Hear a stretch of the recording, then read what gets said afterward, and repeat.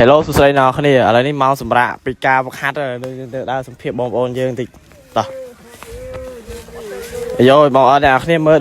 ដូចដឹងសកម្មភាពចឹងអ្នកគ្នាគឺហត់មែនតើម្នាក់មើលទៅដូចហត់មែនតើឥឡូវ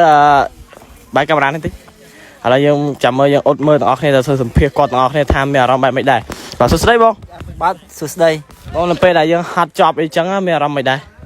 មានថាសុបាយចិត្តពេលហាត់ហើយ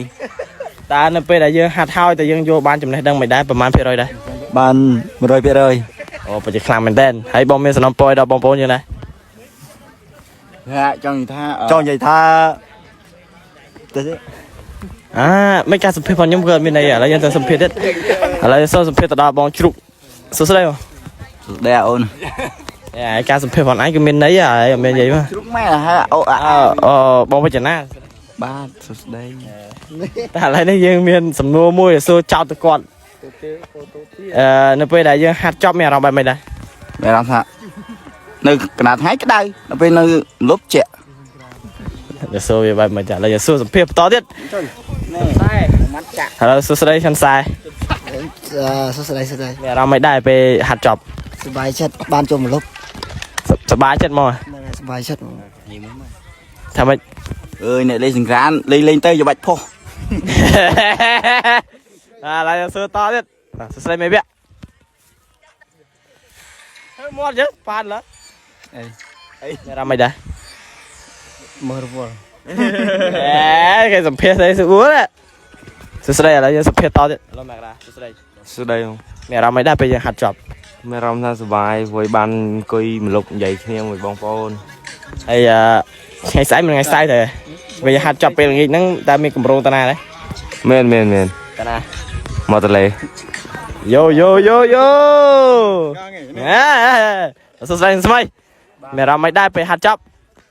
ធម្មតាសប្បាយតែកណ្ណាវារៀងក្តៅបន្តិចក្តៅហើយតើកម្រងថ្ងៃស្អែកមានអារម្មណ៍ថាចង់តាណាដែរ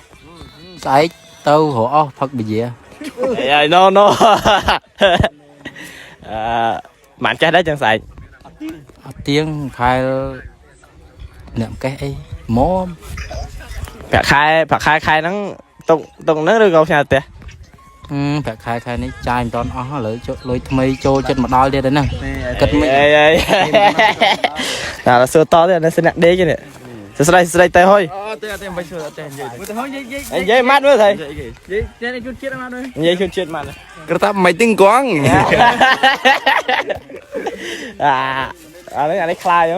សួស្តីអាខ្លាសួស្តីម៉ែមានអារម្មណ៍មិនដែរវាហាត់ចប់មានអីសុបាយនឹងអីហាត់ចប់ដេកមានធ្វើអីទេឥឡូវតទៀតសួស្តីមានអារម្មណ៍មិនដែរពេលហាត់ចប់មានអារម្មណ៍ថាធូរខ្លួនតែបានធូរខ្លួននៅស្អែកមានអារម្មណ៍មិនដែរមានអារម្មណ៍មិនស្អែកមានអារម្មណ៍ថាបានដេកស្រួលស្អែកថ្ងៃសៅរ៍បាទថ្ងៃសៅរ៍គឺថ្ងៃដែលយើង every day គឺដេករហូតមានអីសំណពរបងប្អូនយើងអត់មានអីសំណពរអត់មកធម្មតាហើយស្អែកមានក្រុងទៅផឹកអីមនុស្សអត់ចេះផឹកផងឲ្យទៅផឹកមិនកុំជឿសម្លេងប្រព្រឿនតែឡើយតទៀតសួស្តីមានអារម្មណ៍ដែរតិចទៀតទៅស្អែកខាងស្អែកហ្នឹងបានផឹកធម្មតាព្រោះខ្ញុំអត់ចេះផឹកបែកកុហកខ្ញុំតិចចាស់ងាប់អត់ចេះផឹកមែនឡើយរងឯងមានពុនហើយ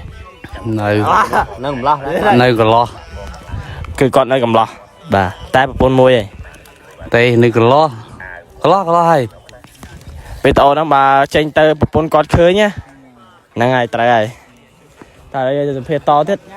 អេមកនេះញ៉ាតិចប្រពន្ធឃើញអាណិតប្តីហត់ថ្ងៃខ្ញុំយកលុយច្រើនពេកតែឥឡូវយើងទៅសម្ភារកាមេរ៉ា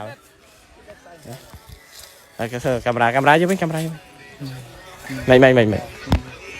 យាយថាផ្ដាំអ្នកតាំងសាំងចង់ថាសង្ក្រានឆ្នាំហ្នឹងអត់បានទៅសុំលៀបមួយឆ្នាំហីណាឲ្យខ្លាំងមើលស៊ីមប៉ាងអីទៀតអូនព្រះវិហារបើបាត់មកបងកុំស្ងល់បងឯណារៀនអញនៅណាបច្ចុប្បន្ននៅស្ត្រែងតែឥឡូវយើងសម្ភារតមកបងបាទឥឡូវបងមានអារម្មណ៍មិនដែរពេលចិត្តដល់ថ្ងៃនេះចឹងមានអារម្មណ៍សុបាយភើបហ្មងភើបខ្លាំងហ្មងតែអីទេដេកផ្ទៃធម្មតាហ្នឹងហើយ តែសង្ឃឹមថាមានលុយឧបត្ថម្ភ 50000 ចឹងនិយាយចឹងឯផ្ដាំអ្នកស្វែងគ្នាចឹងផងមិនទៅទេហ្នឹង